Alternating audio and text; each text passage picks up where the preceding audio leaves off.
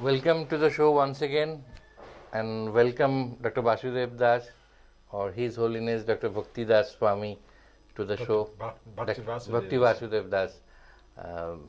Last time it was actually fascinating talking to you on subjects concerning financial frauds and all that. I'm sure this one is going to be even more interesting because we are going to talk about another topical things. Okay. My pleasure. In this show will be telecast simultaneously in India and Bangladesh, and both these countries, they are now the development of startup ecosystem is like mushrooming, is like growing by leaps and bounds. Many young generation people, they are, instead of getting into the salaried job, they are preferring or opting for creating their own outfits or startups. So since you also teach management and management science, I would like to know from you that startup ecosystem or the startup culture, how is it different from the Western world and its counterparts in India, Bangladesh, Pakistan, Yes. and other neighboring countries? Yeah.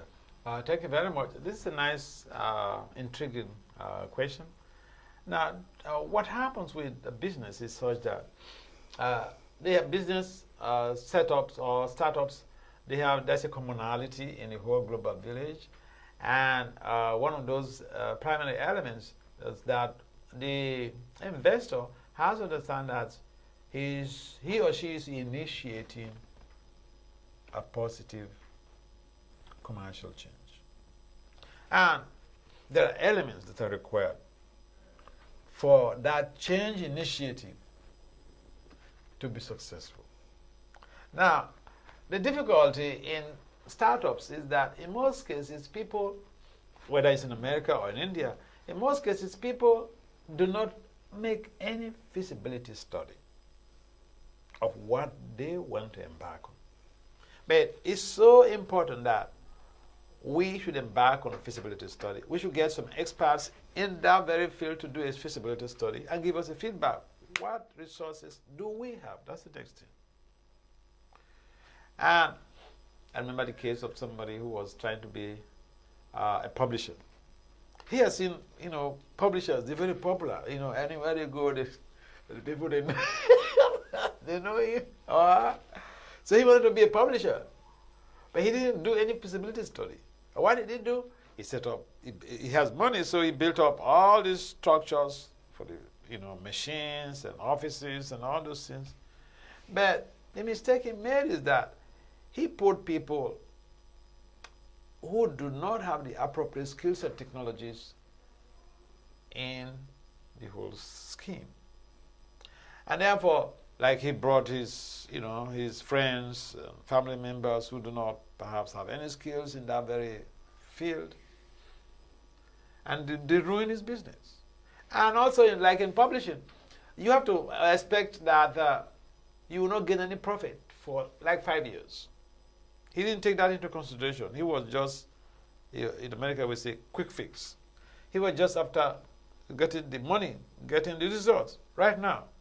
But different startups have different settings, and you should have different expectations in different cases. So, like in the current situation where a number of people, like in India, Indian education system is such that there is so much of emphasis on engineering and commerce. And so a number of these young people, when they finish their MBA and all these things, I remember I was speaking with one girl in one of these cities near Delhi. And then she's finished her MBA. So I said, what do you want to do? She said she wants to set up her own business. Okay. The important thing in setting up your own business is that you have to really get expertise, because you may have the appropriate degrees or the skills to manage the business, but the point is that you are initiating a commercial change, and you have to get some change catalyst, someone who is expert in change leadership, change management. In most cases, people neglect this. I've seen that in most of the organizations that I've been working with. most of the people I've been working with, they have good ideas, but they don't have understanding, or they don't seem to understand that managing or leading, initiating the change has a particular procedural methodology. You may have all the money, but you need to follow that procedure for one step to the other so that you can sustain your energy, you can sustain a balance, you can maintain a good fortune in your investment. Otherwise, that's what we call, what is this? Sunk cost fallacy. And so, sunk cost can cause so much of trouble to people because they get attached to their emotions, their feelings, and then this drives them crazy. And then they also fail to make a strategic plan about the future because they're just, willing drown. And so it is important for people to understand the nature of startups, what challenges you may face there, and what expertise you really need to be able to help you to grow that startup. If you say you want to do everything by yourself, you want to be the CFO, you want to be the general manager, you want to be the office clerk, it wouldn't work. So I will basically advise that people... This jack of all trades strategy will not work. Yeah. I will advise that people who want to get into, startups, in fact, it's a good thing. I like people who want to do their own business.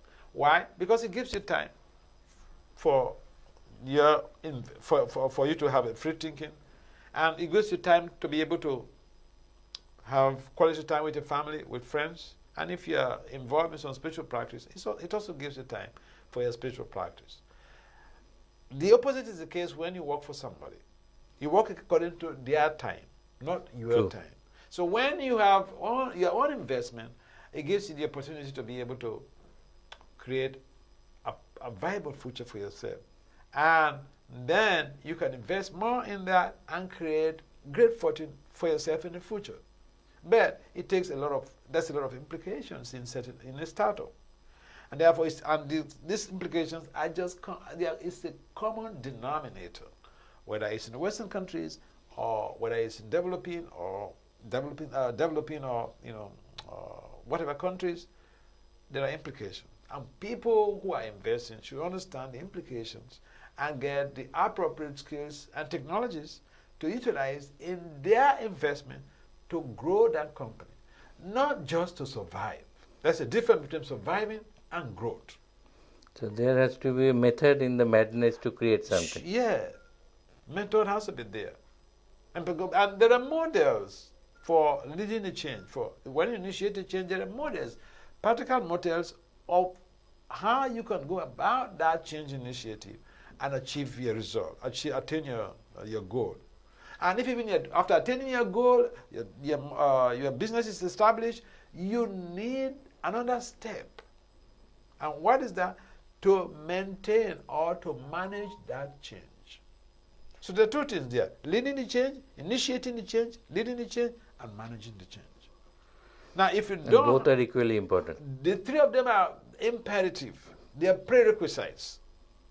You can't leave one out of the spectrum. And so, investors should understand this science of investment, and they should understand the technical know-hows of initiating the change, how to lead the change, and how to maintain or to manage the change. So many times, many startups, they lose some, very important time, which is very crucial for any startup, by chasing money. But you need to have money at the same time.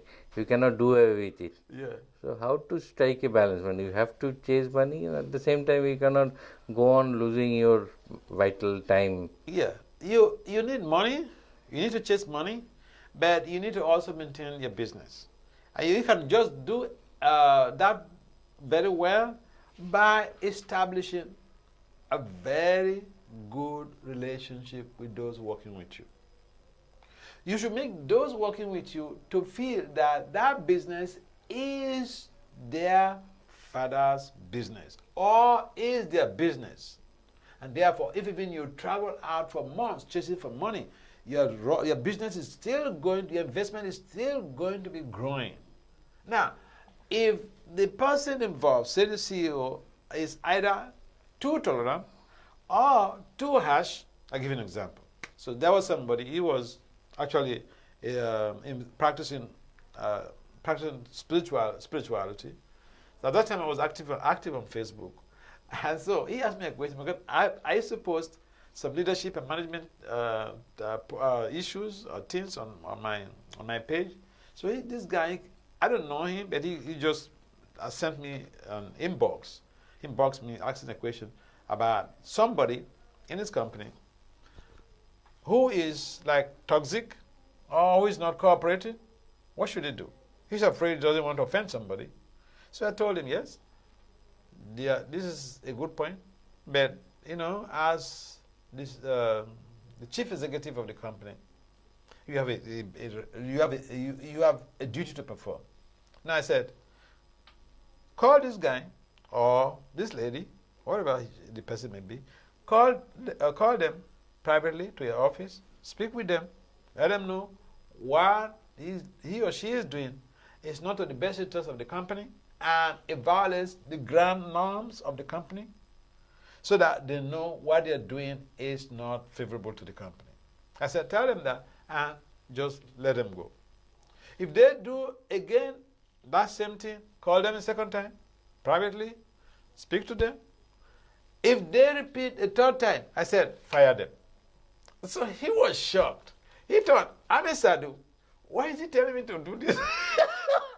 I said, I'm not talking to you as a sadhu. I'm talking to you as a management scientist. This is how businesses are maintained. This is how businesses are grown. You don't play around with your business and say, oh, you don't show your workers that you're a sadhu, they can do anything and go free. You will run your business. So yeah, this is one of the things that that struck me the most, for a businessman to think that he's going to exercise sadhuistic mindset in his business. So you can run your business and still be a saint. But many times people say that you have to be ruthless while you're running a business. No. So is there a human face to it as well? No, you cannot be ruthless when you're running a business. You have to maintain a balance in terms, you have to set down grand norms. And I've seen that in America. In most of these organizations, they have grand norms. If you got employed, they give you a whole book to read about their grand norms. In some of these places, you cannot be chasing a woman or you cannot be chasing a man. You cannot drink, you cannot smoke, you cannot do this, you cannot do this. And if you violate any of those grand norms, you will be censored. If you do it like, they have their own system. If you do it like 2 or 3 times, they could fire you from the company. Or some companies, they just do once, they fire you. So the ground norms are there, and everybody who is coming to the company should read the ground norms. That is the guidepost for everybody. That's the guidelines for everybody. Everyone has to follow those guidelines. And if anybody violates those guidelines, anybody can come to report to the director that, see, this person did like this or that, like that. So you can be harsh, but there should be guidelines known to everybody, and everybody becomes a participant. What I would call participative leadership. Participative leadership implies that you have created a ground norm, everyone knows about the ground norms, everyone works towards fulfillment of those ground norms. And the leadership does not really have to bog themselves, because everybody knows what they need to do, their job prescriptions, and whatever. So in that way, you don't exercise harshness on people, because when you're harsh on people, you get some reactions too. We should be careful, whether you're a spiritual leader, a business leader, we should be careful. People working with us are not, they're not donkeys. They're human beings. According to the American Psychological Science Association, when we hurt someone, we have committed violence. And violence is against the spiritual laws, against the laws of nature. It's against even the Constitution. So a police, you may not be checked by any police guy, but you hurt somebody in your organization just because you're the boss and you can just be harsh and do anything you want. No, you get some reactions, and that is also how some people fell from their positions in their companies. Yeah. That's true. In Bengali also there is a saying that দণ্ডিতের সাথে দণ্ডদাতা কাঁধে যাবে সমান আঘাতে সর্বশ্রেষ্ঠ সে বিচার, which means with the convict, when the judge is equally painful by pronouncing his judgment, he should have the same kind of feeling, same kind of pensive feelings deep inside. Sure. Then that is the right kind of judgment. Sure. That's how it works. And the next thing is in case of startups, there are often a kind of chicken and egg problem. So you need money for doing this. But the money will come only if you do this. So which one should come first? The money or the other kind of, say you need to create, first you need to have a bright idea, then you need to have a good team, then you need to have a SOP kind of thing, standard operating procedure, to execute the plan. Yeah.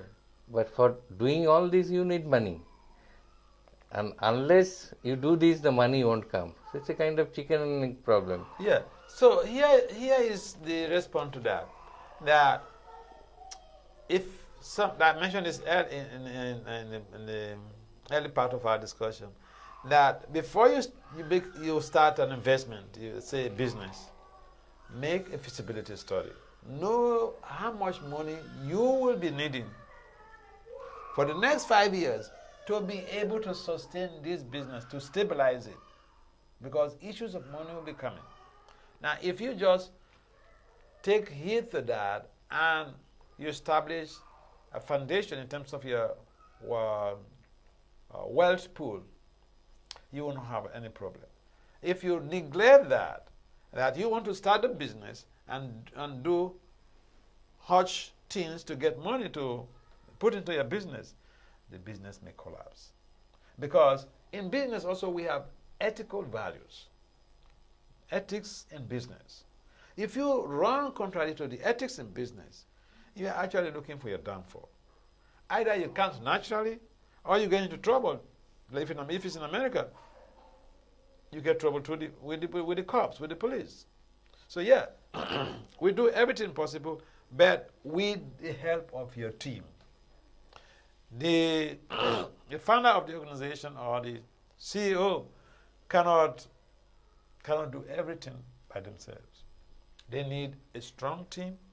And if you know how to manage your team, to lead your team, how can you even manage your team and lead your team for successful business venture, successful business growth, if you cannot lead yourself, if you cannot manage yourself, how you are going to manage your team?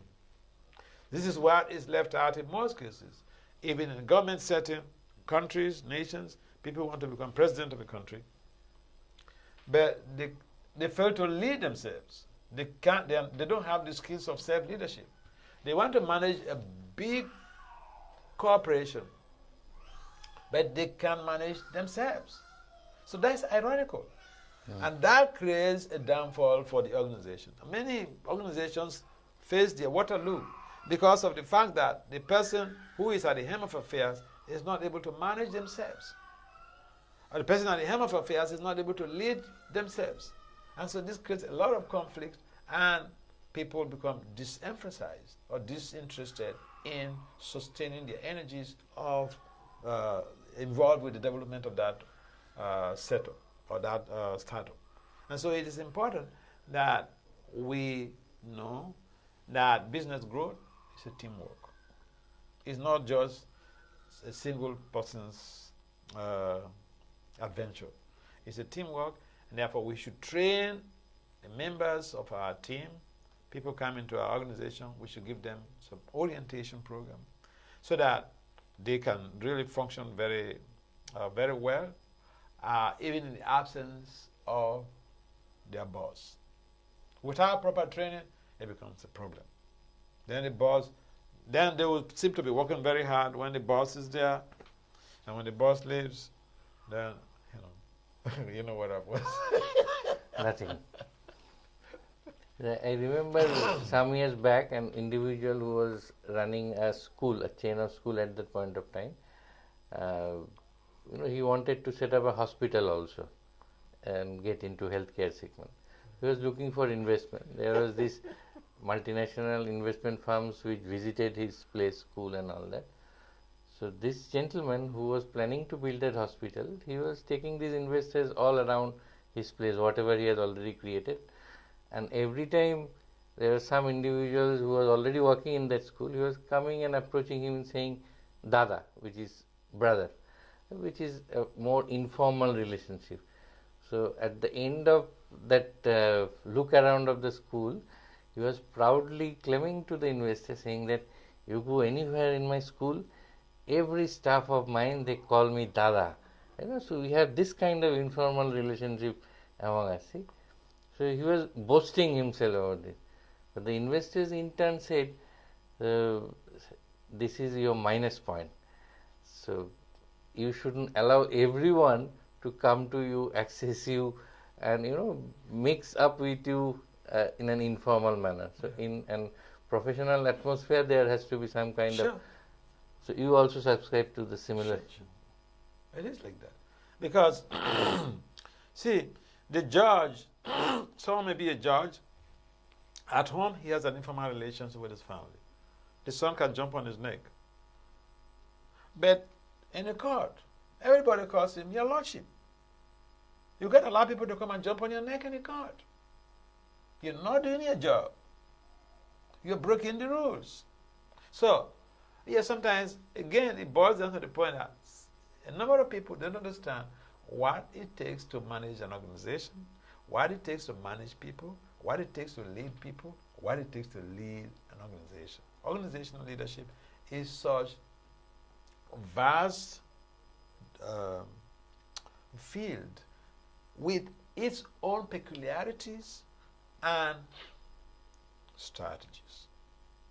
If you don't understand, if you don't have strategies on how to lead an organization, whether it's a non-profit organization or for-profit organization, you will just mess up. Like the guy you're talking about, he thinks that is fine.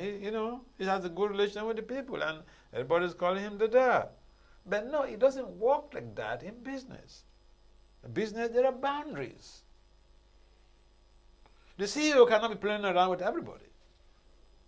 If people who are specialists in business, say a business scientist or management scientist come to see that, they would think, what is this? This is not a setup. So, that's what I mentioned.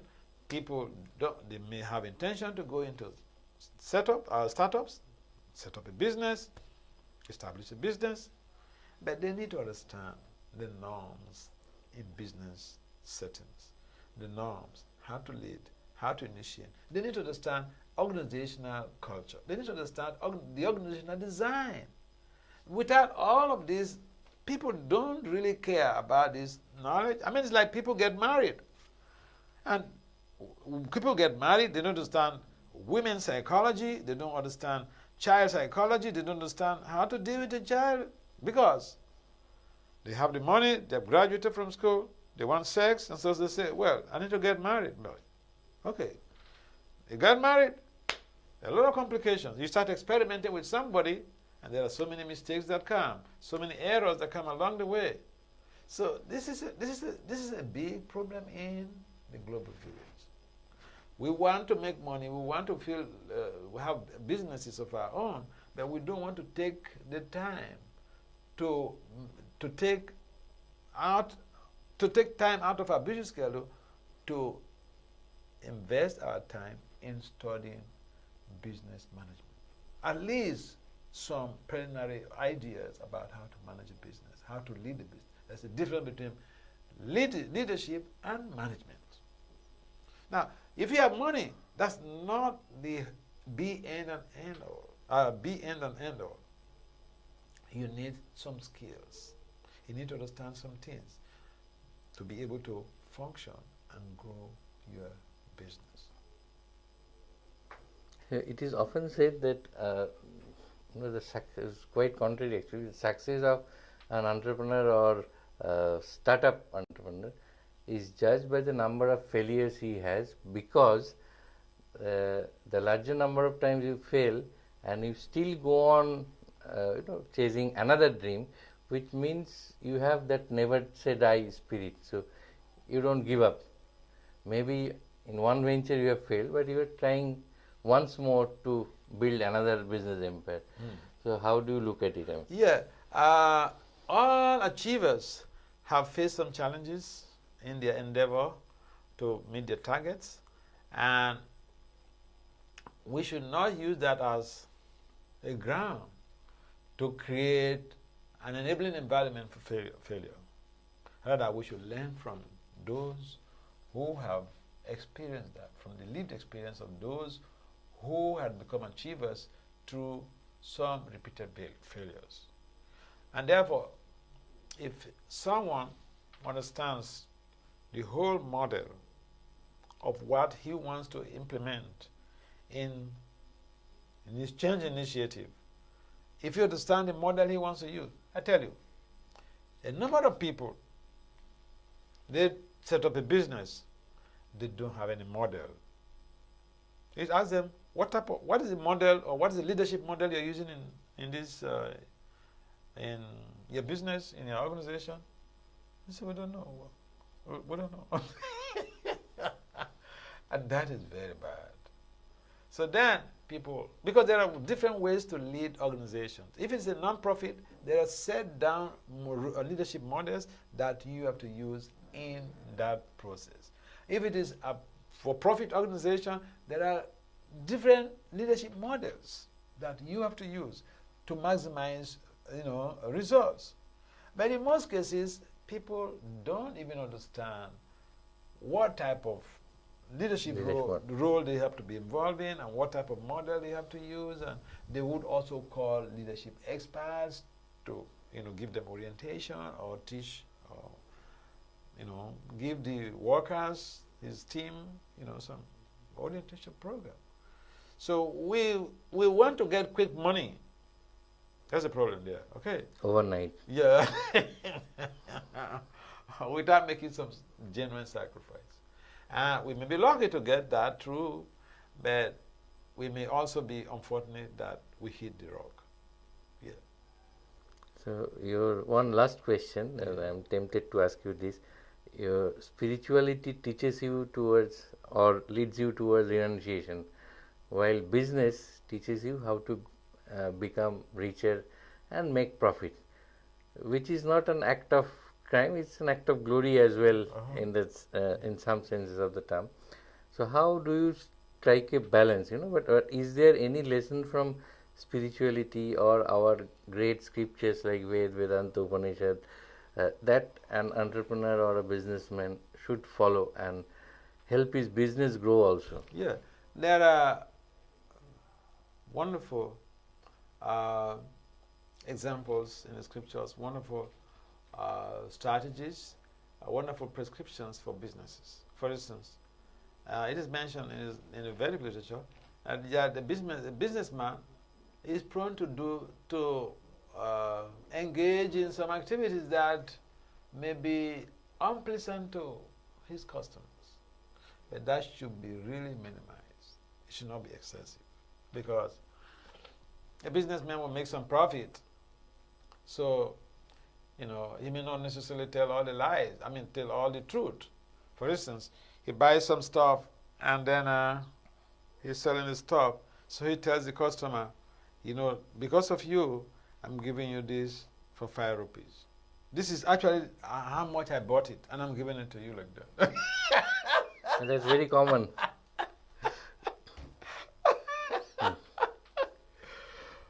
And sometimes they say, I am selling it at a loss. At a loss, yeah. So this is there, but we should not deliberately cheat somebody. Because when we cheat somebody, the person gets hurt, we get some reactions. Business is difficult to avoid some type of element of untruth.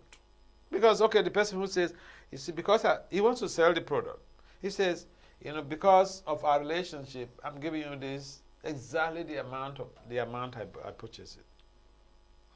but it's not true, So some of the things are a little bit very practical. They have to make some profit. So, but then when it's excessive, it brings some terrible reactions. Yeah. Or I'll give you an example of what happens in some countries, that teachers are not even being paid. Now the people at the Home of Affairs, the money is given to them. They're not delivering the money to the teachers. They invest the money in business. And then the teacher have to stay on. I don't want to mention countries, but I've seen this, okay? As I travel around, I've seen this. That the teachers are not paid for like 6 months. So the whole of that money, the guys have collected, the top notches, they've collected the money. They use it, they invested in some, for some profit. And then after 6 months, you know how much, if that amount the money is in millions, you know how much it could yield. So this is going on, and this comes with terrible sinful reactions. If the government does not provide the money, it's a different thing. The money is some top-ranking guys, and they're using it for some investment, and the teachers are languishing in poverty. They can't even maintain their families. They can't take care of their families. They can't fend for their families. So these things also go on this globe, on this planet. And it's sad. This is the type of business mentality people have, but they are supposedly working in an office as as kshatriyas. They're not supposed to be working in an office for the government as kshatriyas. They should just get involved in business. But there are we call this, square pegs in round holes. So this is really saddening, but again, it's very rampant in developing countries. So yes, there are ways that we cannot really run away from untruth in business, but when we grossly cheat people, that violates the business ethics, then we get some reactions. So that guides the intelligent businessman on how to operate his business, and he does not. He has a boundary, and so he does not cross that boundary. And the customers and the businessman, they grow progressively. They become friends. It was indeed a pleasure talking to you and enlightening too. I'm sure we will get many more opportunities to talk to you on different other subjects and topics as well. Thank you so much for joining us. My pleasure.